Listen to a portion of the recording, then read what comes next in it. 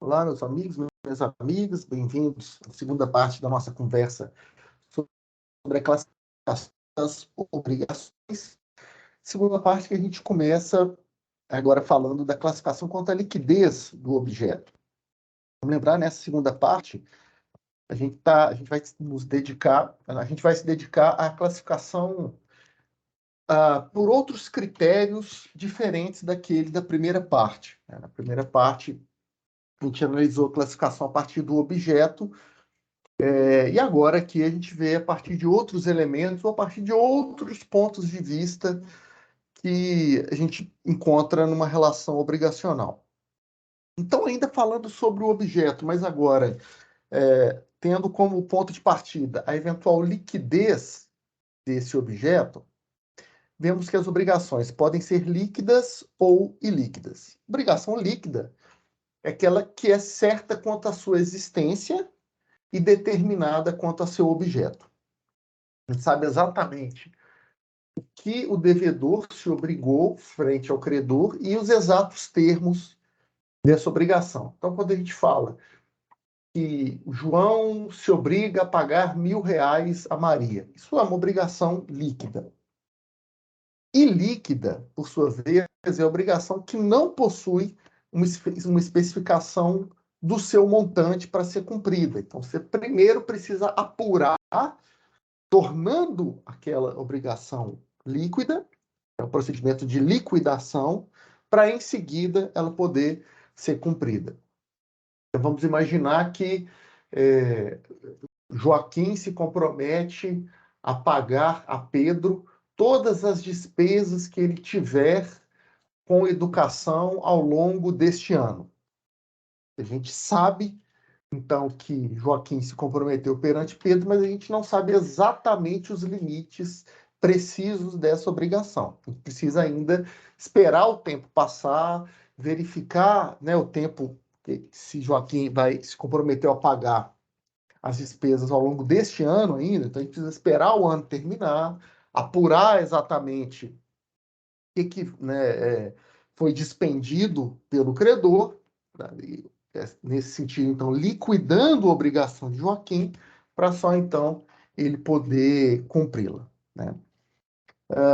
Lembrando que quando se fala em iliquidez de uma obrigação, a gente está falando apenas dos seus limites pecuniários, dos limites do seu valor.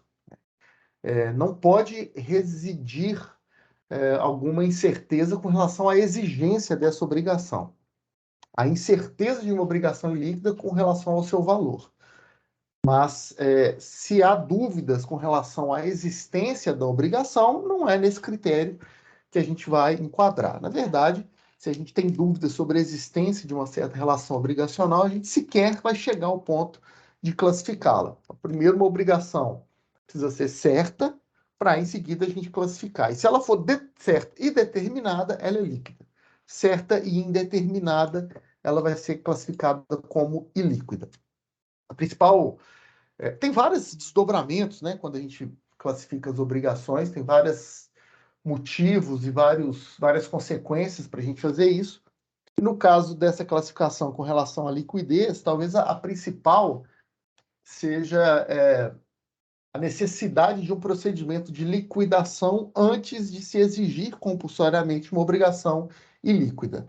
Já a obrigação que é certa e determinada, né, que tem plena liquidez, o procedimento de execução compulsória dessa obrigação perante o judiciário, ele é mais abreviado, ele é mais rápido.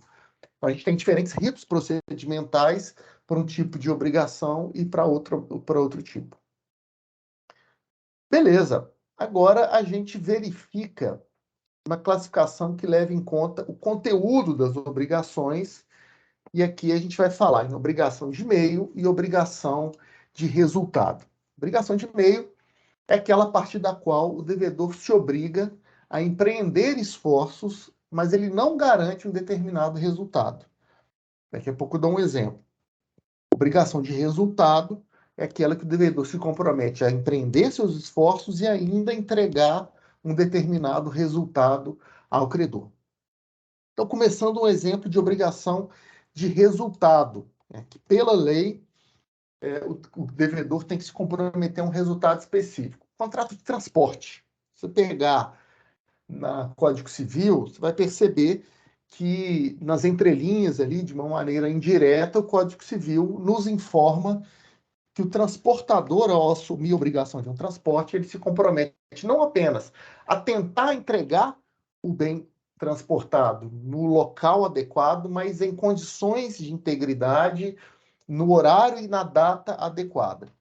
Então, não basta o transportador apenas tentar fazer o transporte. Ele tem que entregar o transporte contratado.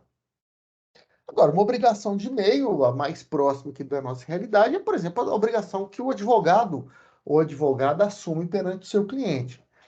É uma obrigação de tentar todos os esforços para que a pretensão do cliente seja bem atendida, em juízo ou fora dele, mas principalmente aquilo que o cliente busca em juízo. O advogado ou a advogada não tem como garantir um resultado, até porque o resultado disso depende de um julgamento jurisdicional, depende da decisão de um juiz. Então, nesse caso, a, a obrigação, então, esse resultado em si não pode ser garantido pelo profissional do direito.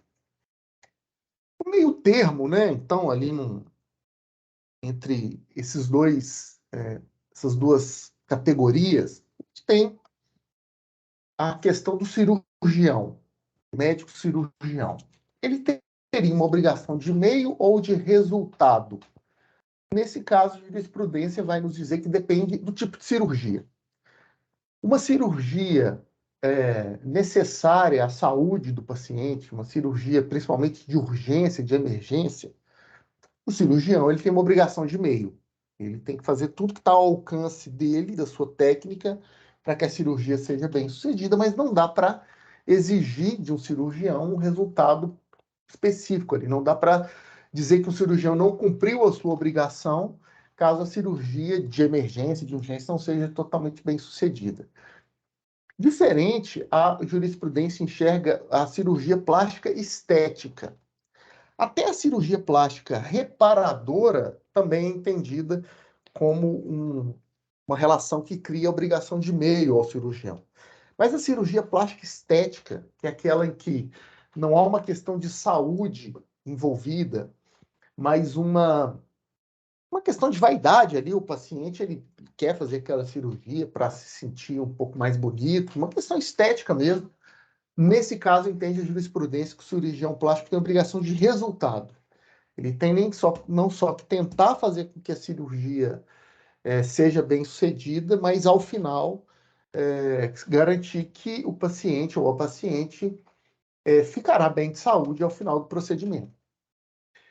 O cirurgião plástico, claro, ele não tem como entregar a satisfação, né, a plena satisfação do paciente. O paciente quer uma cirurgia plástica para ficar parecido com um ator de cinema. Talvez a cirurgia não vai conseguir chegar no nível de exigência do paciente, mas não é disso que a gente está falando. A gente está falando do paciente chegar ao final da cirurgia com plena saúde, que ele não tenha nenhuma complicação, que ele não tenha nenhuma sequela. O cirurgião plástico estético, pela jurisprudência, ele tem a obrigação de entregar o resultado do cliente nesse sentido, de fazer com que a cirurgia, ao final, seja bem sucedida, sem complicações, sem sequelas ao paciente.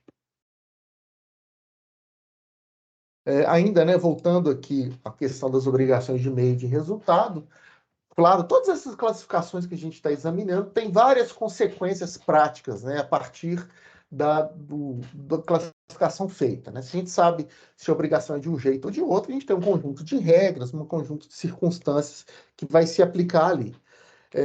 Eu não tenho tempo aqui para chamar a atenção de todas as consequências, até porque isso vai ser estudado ao longo das disciplinas de direito civil, de direito privado, mas acho que vale a pena, pelo menos, levantar aqui a principal consequência no caso da obrigação de meio e resultado, é a gente identificar o tamanho da responsabilidade do devedor. O que se pode exigir do devedor para se entender que ele cumpriu bem a obrigação?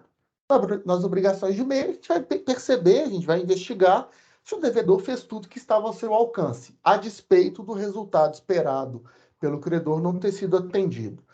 Nas obrigações de resultado, a gente vai investigar para saber se o devedor cumpriu adequadamente a sua obrigação, a gente vai investigar se ele fez tudo que estava ao seu alcance e se o resultado prometido também foi entregue. Ainda nessa toada de realizar a classificação das obrigações a partir do conteúdo das relações jurídicas. Temos as chamadas obrigações naturais. São aquelas que, embora sejam obrigações juridicamente válidas, não podem ser exigidas judicialmente. Você me pergunta, mas se ela é válida, por que ela não pode ser exigida judicialmente? Porque a lei assim vai dizer que aquela determinada obrigação específica não pode ser exigida judicialmente. E aí você me devolve a pergunta, né? Você refaz a pergunta. Ok, de maneira reversa, então. Se não há possibilidade, segundo a lei, de se exigir judicialmente aquela obrigação, por que a gente está falando que ela é válida? De novo, porque a lei assim caracteriza e não é uma inutilidade. A lei não fala isso em vão. Pode parecer muito inusitado, né? Então a lei está dizendo que uma obrigação é válida, mas não pode ser cobrada judicialmente. Então, para que serve a lei, então, se preocupar em reconhecer a validade aqui? A questão da obrigação natural é que ela vai ser reconhecida como tal, né? Uma obrigação vai ser classificada dessa maneira pela lei, quando o legislador acha que existe um tipo de obrigação que não deveria poder ser exigida judicialmente, mas que se o devedor quiser cumprir validamente, ele também tem esse direito.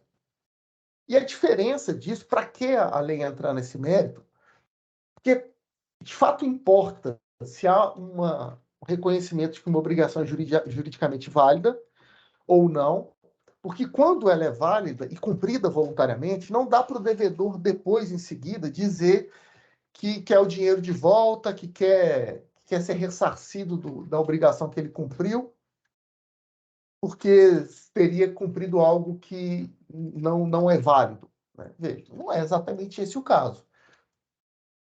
Quando o devedor acaba cumprindo uma obrigação juridicamente inválida, por exemplo, uma dívida inexistente, uma dívida nula, uma obrigação nula, ele pode, depois de seguida, exigir o reembolso, exigir a reparação do que ele despendeu e dos prejuízos que ele teve com o cumprimento daquela obrigação. Eu devo lá uma determinada obrigação para a Marina e depois de cumprir aquela obrigação, eu fico sabendo que alguma lei proíbe aquele tipo de relação jurídica e que eu não deveria nem ter me comprometido com o Marina naqueles termos. Bom, então, já que é assim, já que a minha obrigação era nula, eu vou exigir que Marina me devolva tudo aquilo que eu entreguei para ela no cumprimento da obrigação. Porque a gente está ali diante de uma obrigação juridicamente inválida.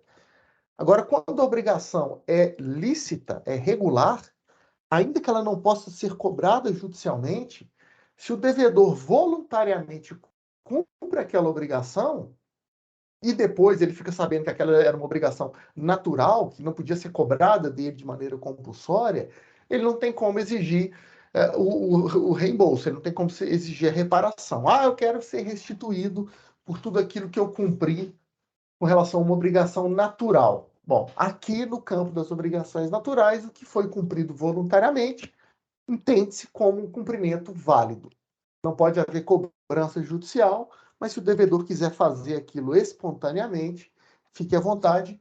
2 exemplos temos no Código Civil de obrigações naturais: as dívidas prescritas e as dívidas de jogo.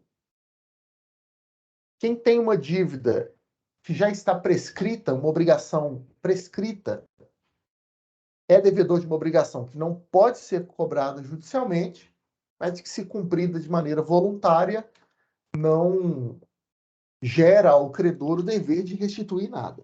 Dívida de jogo da mesma forma.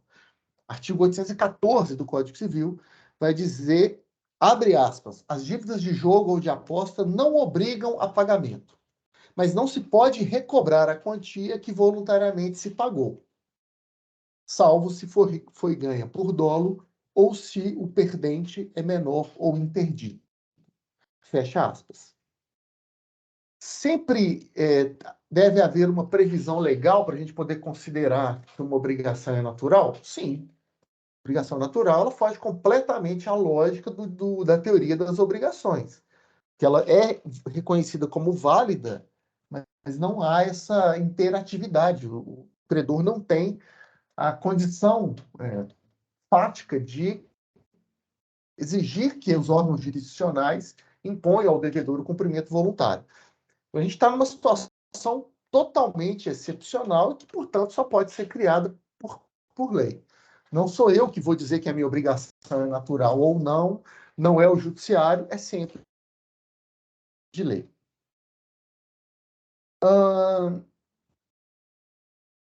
Obrigações de garantia. Aquelas que têm por objeto eliminar os riscos que pendem sobre o credor. O credor, então, ele tem um determinado risco, pode ser um risco econômico ou de outra natureza, mas o que é mais comum são riscos econômicos. Ele não quer correr esse risco, ele quer diminuir esse risco, então ele firma com algum devedor uma obrigação de garantia. Exemplo, contrato de seguro gera para a seguradora uma obrigação de garantia. Caso algum evento aconteça com o segurado, se esse evento for objeto do contrato de seguro, o risco pecuniário dele será arcado pela seguradora. O contrato de seguro, claramente, o contrato em que o segurado transfere para a seguradora os riscos econômicos da ocorrência de algum evento. O contrato de fiança gera também uma obrigação de garantia.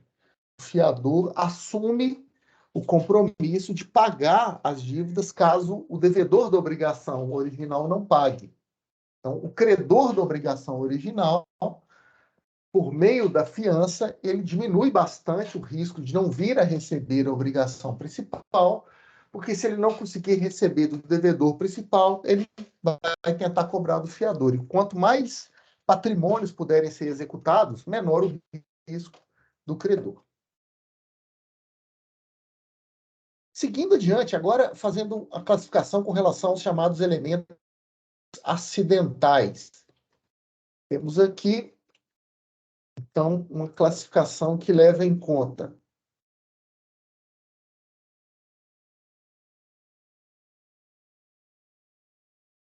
condições, termos e encargos.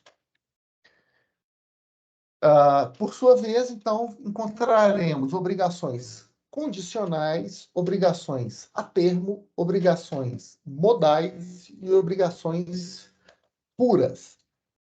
Obrigações condicionais são aquelas ligadas a uma condição. Ela só terá de ser cumprida caso uma condição ocorrer. E nós vamos entender que a condição, nós vamos chamar de condição, uma determinação acessória que vincula a eficácia da vontade declarada pelo devedor a algum evento futuro e incerto. Trocando em miúdos, quando o devedor diz só vou cumprir determinada obrigação se um evento futuro e incerto ocorrer. Evento futuro é algo explicativo, é algo que ainda está para acontecer. Incerto é aquilo que a gente não sabe se vai acontecer ou não. Então, se eu digo que eu vou pagar uma determinada obrigação, vamos imaginar que a CBF, Confederação Brasileira de Futebol, vira para os jogadores da seleção e diz: olha, eu me comprometo a pagar um prêmio em dinheiro caso vocês vençam a Copa do Mundo. A Copa do Mundo é um evento futuro, e se os jogadores da seleção brasileira vão vencer a Copa ou não, isso é incerto. Mas notem, a CBF, nesse meu exemplo, se comprometeu a uma obrigação condicional. Ela criou uma condição, ganhar a Copa do Mundo, evento futuro incerto. Se esse evento futuro incerto acontecer, a obrigação da CBF passa a existir. Essa, inclusive, é um exemplo de condição suspensiva, porque uma vez criada, a eficácia da obrigação fica suspensa até que a condição seja implementada. A CBF, fazendo esse compromisso aqui do meu exemplo, ela não tem que pagar esse prêmio amanhã, nem depois de amanhã. Primeiro, os jogadores precisam implementar a condição, que é ganhar a Copa do Mundo, para em seguida o prêmio ser devido. Mas a condição pode ser também resolutiva. Na obrigação com condição resolutiva, ela já é eficaz, ela já precisa ser cumprida, mas se a condição descrita acontecer, a obrigação deixa de ser eficaz. É a situação em que eu, por exemplo, empresto um apartamento para alguém morar enquanto estiver fazendo faculdade. Ok. Então, chego para um sobrinho meu, aqui, ó, esse apartamento, você pode morar nele enquanto você fizer faculdade. Então, é um contrato de empréstimo. Eu estou, então, acertando a obrigação de permitir que o meu sobrinho utilize o meu bem, mas coloquei uma condição resolutiva. Se ele deixar de estudar, quer dizer, se ele sair da faculdade, sair da escola, aí a minha obrigação de permitir que ele use o imóvel deixa de ser eficaz. A condição suspensiva, quando implementada, gera a obrigatoriedade de cumprimento da dívida. Condição resolutiva, a obrigação já é eficaz, já tem que ser cumprida, mas se a condição acontecer, a eficácia para de existir. Temos também as chamadas obrigações a termo. São aquelas vinculadas a um acontecimento futuro e certo. Aquilo que ainda não aconteceu, mas a gente sabe que vai acontecer. Então, por exemplo, quando eu digo que eu vou entregar um objeto a você no Natal do ano que vem. O Natal do ano que vem é um evento futuro e, certo, a gente sabe exatamente o dia que se trata. E a gente sabe que a menos que o mundo acabe, né, o Natal do ano que vem vai acontecer. É uma data que vai acontecer. Então, datas são bons exemplos de termos, né? Eventos futuros, de certas datas, são eventos futuros e certos. Então, eu vou te entregar tal objeto no carnaval do ano que vem. Eu vou te entregar tal objeto na Páscoa deste ano. Então, são sempre obrigações, sempre que há uma vinculação da eficácia da obrigação a um evento futuro que certamente ocorrerá, também teremos ali ou o início da eficácia da obrigação ou o fim da eficácia. E a gente pode vincular a obrigação a um termo inicial, dizer que o meu compromisso começa a partir de determinado evento. Então, quer dizer, eu vou te pagar um valor mensal a partir de 1º de janeiro do ano que vem. Como eu posso também criar um termo final, dizer que as minhas obrigações vão até determinado evento futuro e certo. Então, eu vou te dar aulas particulares até o fim do ano que vem. E é possível também estabelecermos termos iniciais e termos finais para as obrigações. Minhas obrigações com você começam em tal dia e terminam em tal data. Obrigações modais são aquelas que são oneradas com um encargo. É quando é dito a alguém, quando um devedor se compromete a um credor, vai cumprir uma certa obrigação em benefício do credor, mas o credor ele tem que atender a uma determinada obrigação em seguida. Veja, não é propriamente a condição, porque a condição ela inicia a obrigatoriedade da minha obrigação ou ela finaliza a obrigatoriedade caso seja uma condição suspensiva ou resolutiva. No encargo, não. Se eu estabeleço uma obrigação com encargo, a minha obrigação é devida, eu tenho que cumprir. Só que, em paralelo, o credor tem um encargo também. Então, vamos lá. Eu digo para alguém que vou doar um carro para alguém, mas esse meu credor terá que sempre me dar carona nos finais de semana para eu ir para uma determinada cidade. Então, eu tenho um carro, não uso, viro para o sobrinho meu e falo, olha, eu vou doar meu carro para você, mas eu vou criar um encargo. todo domingo eu quero viajar para Ouro Preto, você vai me levar e vai me trazer de volta. Esse é o encargo que eu crio para que você possa ser credor dessa obrigação. Beleza, fechei o contrato de doação, tenho obrigação agora de entregar o bem ao meu credor, e agora, em complementação, né, ele tem esse encargo adicional. Ou então, vou doar um terreno para você, mas você tem que usar esse terreno para uma atividade empresarial. Se você usar esse terreno para qualquer outra finalidade, entende-se que o encargo foi descumprido, e aí nós vamos aplicar alguma sanção jurídica nessa situação. Em geral, gira em torno de extinguir a obrigação. E o objeto até tem que voltar para o devedor. Mas não necessariamente a solução jurídica precisa ser essa. O que configura uma obrigação modal é essa vinculação do encargo do devedor a uma obrigação a ser cumprida posteriormente, em seguida, pelo credor.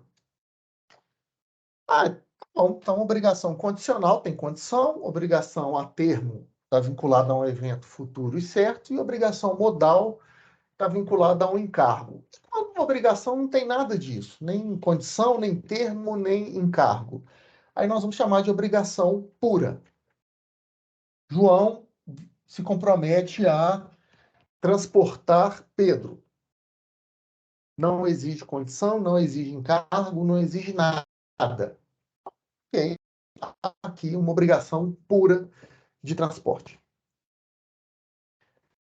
Ok, chegamos no ponto, então, em que a gente classifica a obrigação a partir dos sujeitos. A gente vai as possibilidades classificatórias, porque há diferentes possibilidades fáticas, quando há mais de um credor ou quando há mais de um devedor. Só que a gente vai fazer isso na segunda parte dessa nossa conversa. Esse vídeo fica por aqui para ele não ficar muito grande, então a gente volta em seguir falando a partir desse slide que está aí na tela. Beleza? Obrigado, pessoal. Valeu. Até a próxima.